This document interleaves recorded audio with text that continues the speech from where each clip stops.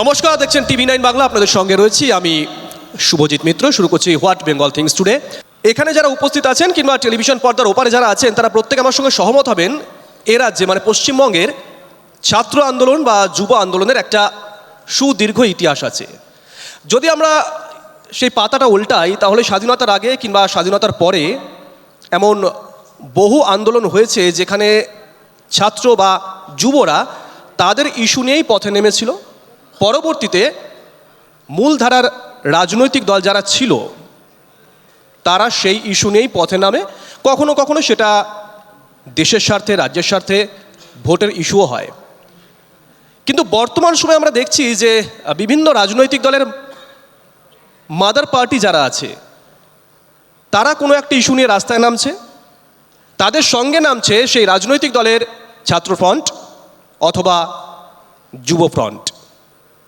আলাদা করে ছাত্র বা যুবদের রাজনৈতিক কোনো ইস্যু আমরা দেখতে পাচ্ছি না। আজকে এই নিয়ে আলোচনা। আজ আমাদের আলোচনার বিষয় তরুণরা নেই পথে ঘাটে, বিপ্লব এখন শুধুই নেটে। এই মুহূর্তে আমার সঙ্গে যারা রয়েছেন আলোচনায়, আমার একদম ডান দিকে রয়েছেন দেবাংশু ভট্টাচার্য তৃণমূল কংগ্রেসের তরফ থেকে, বিজেপির তরফ থেকে ডক্টর ইন্দ্রনীল খা। আমার বাঁ দিকে রয়েছেন সিপিআইএম নেতা কলতন দাশগুপ্ত, একদম বাঁ দিকে আশুতোষ চট্টোপাধ্যায়। আমি দেবাংশুকে দিয়ে শুরু করবো। দেবাংশু, বিভিন্ন সময় তোমাদের মাদার পার্টি যারা আছে, এসআইআর ইস্যু হোক বা অন্য কোনো ইস্যু হোক, তোমরা বিভিন্ন সময় রাস্তায় নেমেছো দলগতভাবে। কিন্তু আমার প্রশ্নটা আবারও মৌলিক প্রশ্ন, ছাত্র বা যুব তারা আলাদা করে কেন কোনো ইস্যু নিয়ে রাস্তায় নামছে না? আমাদের পূর্ববর্তী প্রজন্মের যারা রাজনীতিবিদ, যারা ধরুন আজ থেকে 20 বছর, 30 বছর, 40 বছর আগে রাজনীতি করেছেন, স্বাভাবিকভাবেই তাদের রাজনীতির ময়দানটা কেবলমাত্র মাঠ এবং ময়দানই ছিল, বুথই ছিল, অঞ্চল ছিল, ব্লকই ছিল। কিন্তু আজকের দিনে নতুন প্রজন্মে আমরা যারা রাজনীতি করছি, আমাদের জন্য কিন্তু একটা সম্পূর্ণ নতুন ফিল্ড ওপেন হয়ে গেছে এবং সেটা ইন্টারনেট। আজকের দিনে দেওয়াল লিখনের পাশাপাশি ফেসবুকের ওয়াল লিখনটাও ইম্পর্টেন্ট হয়ে গেছে। আপনারা যদি দেখেন আরজি করকে কেন্দ্র করে রাস্তায় যে মানুষ নেমেছিলেন, সাধারণ মানুষ, সেটারও কিন্তু সূত্রপাতে ইন্টারনেট থেকেই। আপনারা যদি কৃষক আন্দোলন দেখেন এই কৃষি বিলের এগেনস্টে, সেটারও সূত্রপাত হয়েছিল ইন্টারনেটের মাধ্যমে। ফলে আমার মনে হয় আজকের দিনে এটা একটা বাধ্যতামূলক অংশ। কেন ছাত্র বা যুবরা নিজেদের ইস্যু তৈরি করে রাস্তায় নামতে পারছে না? আপনারা সংবাদ মাধ্যমের দৃষ্টিভঙ্গি থেকে হয়তো দেখতে পাচ্ছেন একটা রাজনৈতিক দল একটা নির্দিষ্ট ইস্যুতে এগোচ্ছে, কিন্তু সেই রাজনৈতিক দলের অভ্যন্তরেই বা সেই ইস্যুটা তার কোন প্রজন্ম থেকে উত্থাপিত হয়েছে সেটা বাইরে থেকে তো আপনারাও হয়তো অনেক সময় বুঝতে পারছেন না। মানে কোনো একটা নির্দিষ্ট উইং সবার আগে রাস্তায় নামবে, তারপরে সংবাদ মাধ্যম আর দলের মাদার নেতৃত্ব একসাথে জানতে পেরে সেটা নিয়ে এগোবে, এটা তো সম্ভব নয়। বিজেপি কি বলছে? ছাত্র যুবদের যারা খুঁজে পাচ্ছে না তাদের সেটারও কিন্তু যুক্তি আছে। কারণ ছাত্র যুব একটা বৃহৎ সংখ্যক যারা এখান থেকে পড়াশোনা কমপ্লিট করে তাদের চাকরির জন্য ট্রেন বোঝাই করে চলে যেতে হচ্ছে অন্যান্য রাজ্যে। কেউ উত্তরপ্রদেশে গিয়ে চাকরি করছে, কেউ গুজরাটে গিয়ে চাকরি করছে, এবং সরকারি তথ্য অনুযায়ী প্রায় 55 লক্ষের বেশি বাঙালি তারা আজকে পরিযায়ী হয়ে গেছে। পশ্চিমবঙ্গবাসী যারা রয়েছেন তাদেরকে পরিযায়ী হয়ে গেছে। একটা বৃহৎ সংখ্যক অলরেডি চলে গেছে এবং পশ্চিমবঙ্গের একটা বৃহৎ সংখ্যক বাড়ি বৃদ্ধাশ্রমে পরিণত হয়েছে। কেউ চায় না বৃদ্ধ বাবা মাদেরকে ফেলে চলে যেতে অন্য রাজ্যে, কিন্তু কর্মসংস্থান, রুজি রুটি তাদেরকে যেতে হচ্ছে, তাই তো? এটাই বলে। আর বাকি যে যুবরা পড়ে আছে তাদেরকে দেখছেন যে বেকার ভাতার লাইনে দাঁড়িয়ে আছে। তৃণমূল কংগ্রেসের হতে পারে যুব বিভিন্ন কী সব যুব ছাত্র এইসব থাকতে পারে, কিন্তু তাদের যুবনেতা কারা? কুন্তল, শান্তনু, তারা গিয়ে আমাদের যুবদেরই চাকরি চুরি করে নিয়ে চলে যাচ্ছে। তো যুব সমাজের যুব নেতৃত্ব ডেভেলপ করার জন্য একটা বড় যে অংশ সেটা কিন্তু ছাত্র আন্দোলন থেকেই তৈরি হয়। কিন্তু গত প্রায় 10 বছর হয়ে গেছে পশ্চিমবঙ্গে ছাত্র সংসদ নির্বাচন বন্ধ হয়ে গেছে। বেশ, কলতান, যেটা ডক্টর ইন্দ্রনীল খা যে অভিযোগটা করলেন যে বহুদিন ধরে এ রাজ্যে কোনো কলেজে ছাত্র ভোট হয় না, এমন অভিযোগ ওঠে যে তোমাদের সময় তোমরা করতে দিতে না। আসবো আলোচনায়, আলোচনার একটা পার্ট এটা। শুধু কি এটাই কারণ? আমার প্রথম কথাটা হচ্ছে যে বাম আমলের তথ্য আমার কাছে আছে, আপনাদের কাছেও আছে নিশ্চয়ই, যে সেই সময় প্রতি বছর ছাত্র ভোট হতো। কলকাতা শহরে এরকম 5টা কলেজ 10টা কলেজের নাম আমি বলে দিতে পারি, যেখানে প্রতি বছর ছাত্র ভোট হয়ে বাম বিরোধী যে ছাত্র সংগঠন তারা জিতত। বাম আমল সরকারে, বামফ্রন্টের সরকার, তা সত্ত্বেও ছাত্র আন্দোলনের মধ্যে নিজেদের ঝগড়াঝাটি ইত্যাদিতে বামপন্থী নেতারা আহত হয়েছেন।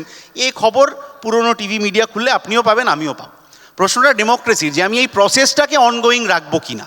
এটা বঙ্গবাসী কলেজ হোক কি সুরেন্দ্রনাথ হোক কি আশুতোষ হোক কি সাউথ সিটি হোক, যে কোনো কলেজ হোক, সেই প্রসেসটা অনগোয়িং ছিল বাম আমলে, যে ডেমোক্রেসি সেটা কি জিনিস সেটা 18 বছর বয়সের সময় থেকে নিজের হাতে কলমে ছাত্রছাত্রীরা শিখবে। না হলে যে সমস্যাটা গিয়ে দাঁড়াচ্ছে যে এই প্র্যাকটিসটা না করে যদি সে ওঠে এবং সে যদি বুঝে যায় যে আমি আসলে গোটাটাই দখল করে নিতে পারি, এই দখল করার মানসিকতা যে 18 বছর বয়স থেকে আমি কারুর মধ্যে ইনজেক্ট করছি, এটাই পরে গিয়ে সে যখন এলাকার নেতা হবে, আর একটু তরুণ হবে, হয়তো কানের পাশ দিয়ে শব্দ পাকা চুল বেরোতে আরম্ভ করেছে, তার নিজের মধ্যে ওই ডেমোক্রেটিক প্রসেস সম্পর্কে কোনো ধারণা তৈরি হবে না। এই সমস্যা তো নতুন নয়, যেহেতু সমস্যার কথা তুমি বললে। আর তোমার পাশে আশুতোষ বসে আছে, আমার একটা কংগ্রেসের খালি বিরুদ্ধে ইয়ে ছিল। আমি প্রশ্নটা করে নিচ্ছি, তুমি তোমারটা উত্তর দেবে। কংগ্রেসের বিরুদ্ধে তো একটা সময় তোমরা সেই বামপন্থীরা সেই আন্দোলন করেছিল, খাদ্য আন্দোলন, তেভাগা, নকশালবাড়ি, তখন কোথায়, কোন কলেজে, কোন পাড়াতে বামপন্থীরা খুলেআম ছাত্র রাজনীতি বা যুব রাজনীতি করতে পারতো কলতান?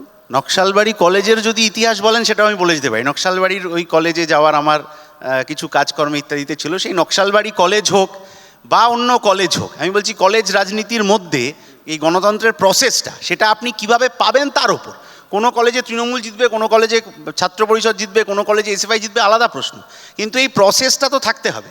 এই যে এখন কোথাও কোথাও এই প্রশ্নটা, যেটা আজকে আপনাদের আলোচনা সভার টপিক, যে তরুণরা কি রাস্তায় আছে, এই যে আশঙ্কাটা মনের মধ্যে তৈরি হচ্ছে, নাকি শুধুই তারা নেটে আছে, এই যে আশঙ্কাটা তৈরি হচ্ছে, আমি বলছি এই আশঙ্কাটা অমূলক প্রমাণিত করাটাও তো আমাদের কাজ। আমি আমার প্রথম ধাপের কথাটা শেষ করব, আপনারা যেহেতু তরুণেরই এক আরতি দিয়ে, সেই তরুণ অনেক দিন আগের তরুণ, এখন তার জন্ম 100 বর্ষ চলছে। সুকান্ত তার কবিতায় লিখেছিলেন, যতক্ষণ দেহে আছে প্রাণ, প্রাণপণে পৃথিবীর সরাবো জঞ্জাল, এ বিশ্বকে এ শিশুর বাসযোগ্য করে যাব আমি, নবজাতকের কাছে এ আমার দৃঢ় অঙ্গীকার। আমরা যারা আজকের তরুণ, আমাদেরকে আসলে এই অঙ্গীকারটা নিয়ে যেতে হবে। বেশ, আশুতোষ? আমরা ছাত্র রাজনীতিটাকেও করে উঠেছি। এই যে দেবাংশু বলছিল না, সোশ্যাল মিডিয়া একটা ট্রিগারিং ফ্যাক্টর। সোশ্যালে আপনি থাকবেন না, সোশ্যালে কোনো কর্মপদ্ধতি থাকবে না, সোশ্যাল অ্যাঙ্গেল কিছু থাকবে না, কিন্তু সোশ্যাল মিডিয়াতে মুখ দেখাতে হবে, এটা কোনোদিনও হতে পারে না, কেউ অ্যাগ্রি করবে না এখানে। তার কারণ হচ্ছে কৃষক আন্দোলন ভাইরাল হয়েছিল কেন? ইন্টারনেট ভাইরাল করেছিল ঠিকই, ইন্টারনেট সোশ্যাল মিডিয়ার একটা বড় ভূমিকা রয়েছে, কিন্তু ওই শীতে যে কৃষকরা আমাদের অন্নদাতা, তাদের ওপর যখন গুলি চলে, ওই শীতে ঠান্ডায় কাঁপে তারা, তখন ইয়াং জেনারেশনই ছুটে এসে পাশে দাঁড়ায়। তার কারণ তাদের মনে হয় যে তারা আপন। অভয়া, এখানে যারা বসে আছেন, দরজায় দরজায় ঘুরতে হচ্ছে বিচারের জন্যে। যারা এখানে ইয়াং জেনারেশন বসে আছেন আপনারা জানেন, এবং আপনারাও তো এগিয়ে এসেছিলেন। গোটা ভারতবর্ষ দেখেছিল যে আন্দোলন করতে পারে পশ্চিমবঙ্গের আমজনতা, এটা আমরা দেখেছি। আচ্ছা, আরও কয়েকটা কথা বলি। মাদ্রাসা জানেন তো, মাদ্রাসা, এই মাদ্রাসা বোর্ডের ঠিক উল্টো দিকে চলে যান সল্টলেকে, এখান থেকে বেশি দূর নয়। মাদ্রাসার ভাই বোনেরা রাস্তায় বসে ইফতার করে, কিন্তু উল্টো দিকে মাদ্রাসা বোর্ড আছে, সেখানে গালা ইফতার চলে, তাদেরকে প্রবেশ করতে দেওয়া হয় না। বুঝতে হবে, রাজনীতিতে পলিটিক্যাল প্রিভিলেজ ক্রিমি ক্লাস ভরে গেছে। ছাত্র নেতারা কোথায়, যুব নেতারা কোথায়? প্রশ্ন করুন, নিজেদের প্রশ্ন করুন, বাইরে যেতে হবে না, আগে নিজের দিকে আঙুল দিতে হবে। ছাত্র রাজনীতিটা বন্ধ কেন? কলেজ ইলেকশনটা কেন বন্ধ? কিসের জন্য বন্ধ? আপনারা কলেজের 100 মিটার বাইরে দাঁড়িয়ে দাদাগিরি করবেন, সেটা তো আর ছাত্ররা মেনে নেবে না, তার জন্য ভোটটা বন্ধ করে দেবেন, এটাও তো হয় না। দুদিকে চলতে পারে না প্যারালালি। আচ্ছা, আপনাদের একটা কথা বলে দিই, আর একটা কথা বলে দিই। ডিজাস্টার ম্যানেজমেন্টে যুবদের নিয়ে কথা হচ্ছে তো এখানে, এটা শুনতে হবে। ডিজাস্টার ম্যানেজমেন্টের ছেলেমেয়েরা যান রাস্তায় আন্দোলন করছে কেন? 4 দিন, মাসে 4 দিন তাদের চাকরি আছে, বাকি ফুল টাইম এমপ্লয়মেন্ট নেই। এসএসসির টিচাররা চোখে জল ফেলছে, তারা কি আমাদেরই তো এজ গ্রুপ, আমরা তো চোখের সামনে দেখছি, খুব ভালো লাগছে আমাদের আন্তরিক হতে হবে। ছাত্র রাজনীতি যারা করে ওঠে তাদের আন্তরিকতা থাকে, আর ওই ওপর থেকে প্যারাশুট হয়ে নামলে তারা বোঝে না যে আসলে কি যন্ত্রণাটা রয়েছে।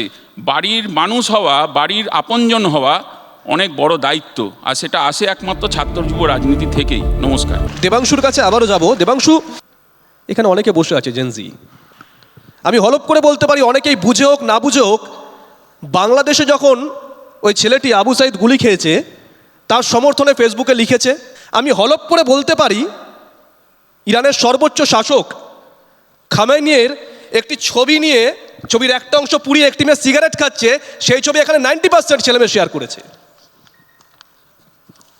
আমার দেশের, আমার রাজ্যের কোন ইস্যু আছে যা নিয়ে এখানে যারা বসে আছে তারা এতটা অ্যাক্টিভ রিয়্যাক্ট করছে লাস্ট 10 বছর, 15 বছর, 20 বছরে? দেখুন, আমার আজকের যে টপিকটা ছিল বলে আমি জানতাম সেটা হচ্ছে নতুন রাজনীতিবিদ, এটাও কিন্তু নেটে শেয়ার করেছে। নতুন রাজনীতিবিদ যারা, তারা ইন্টারনেটে বেশি, পথে ঘাটে কম। কিন্তু আমি ছাড়া বাকি যে 3 জন বক্তা আছেন তারা এই বিষয়ে কম বক্তব্য রাখলেন এবং আর 5টা রাজনৈতিক বিতর্কের মতো রাজ্য সরকার বিরোধী মন্তব্য বেশি করলেন। আমি আগে জানলে আমি শুরুটা ওভাবেই করতাম। যাই হোক, ইন্দ্রনীলদা শুরু করেছিলেন সবাই বাইরে কাজ করতে যাচ্ছে।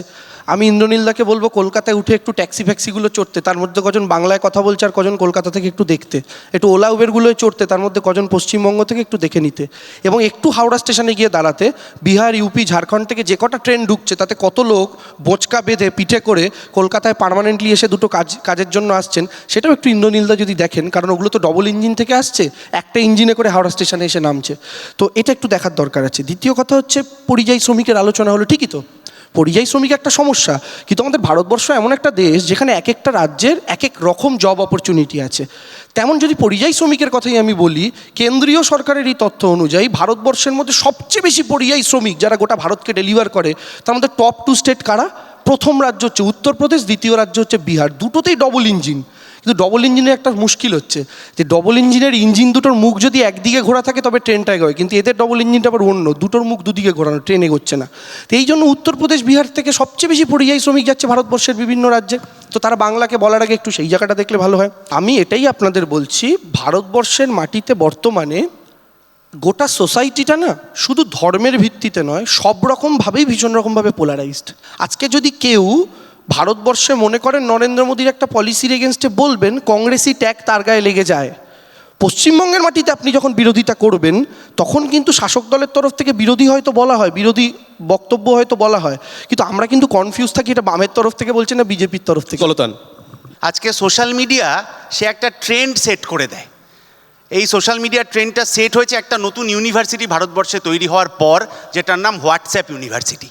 তাতে যা মেসেজ আসে আমরা প্রথম 2 লাইন দেখি, আমি নিজেকে নিয়ে বলছি, যা মেসেজ আসে প্রথম 2 লাইন দেখি, দেখে বিশ্বাস করি ওটাই ধ্রুব সত্য, সেইটা আমরা ফরওয়ার্ড করি, ওটা ছড়িয়ে যায়, ট্রেন্ডিং হয়ে যায়।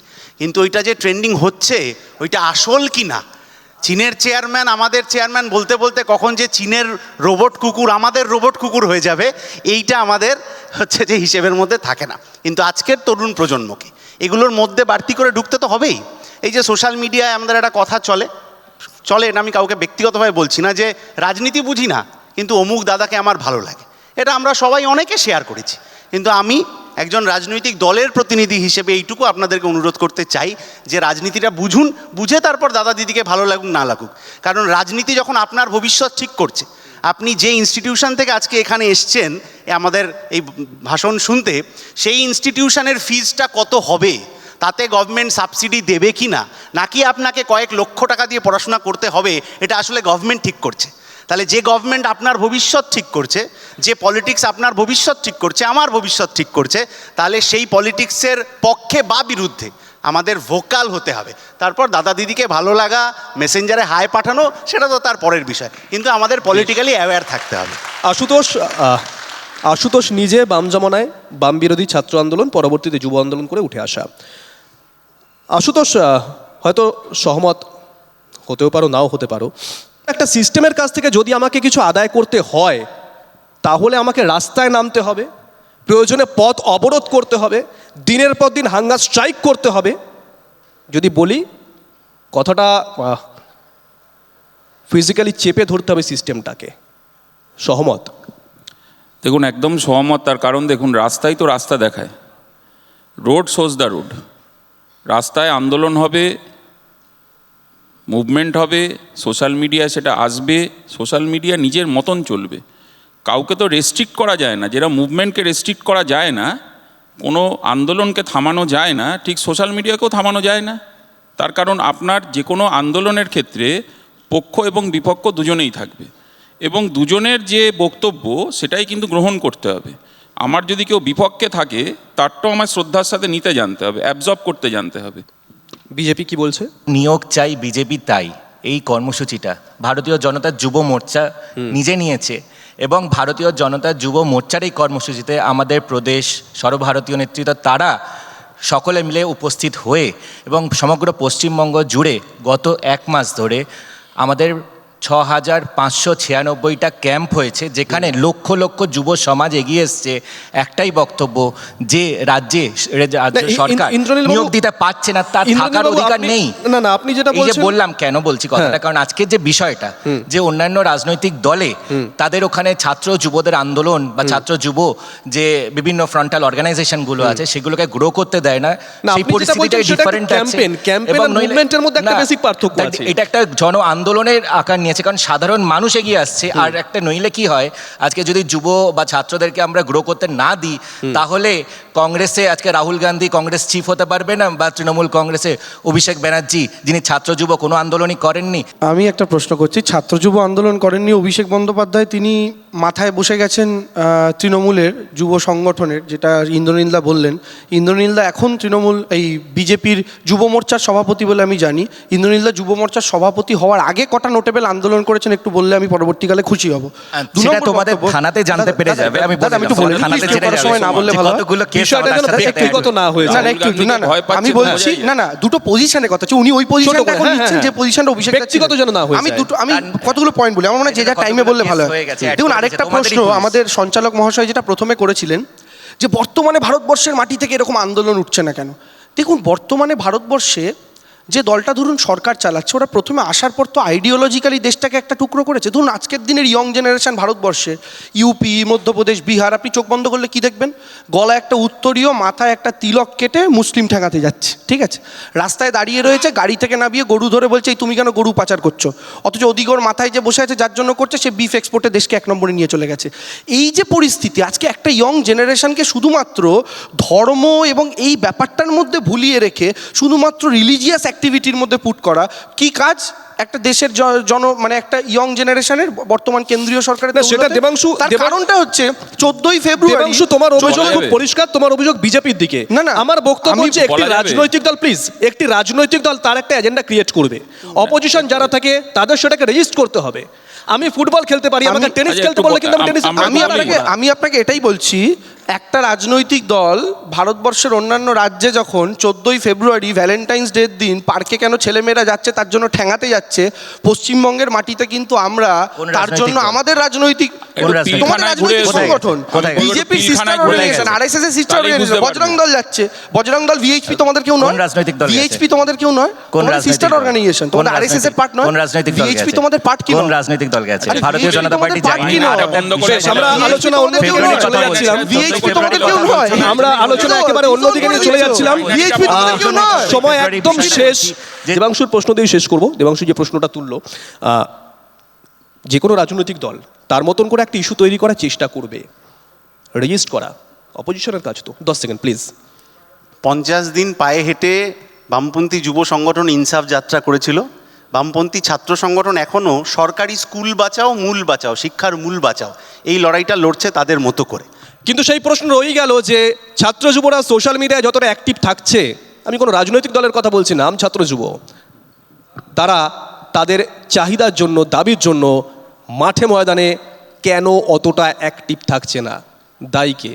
রাজনৈতিক দলগুলো, সমাজ মাধ্যম, সংবাদ মাধ্যম, নেতারা, নাকি সমাজ? আলোচনা আজকে এখানেই শেষ করছি।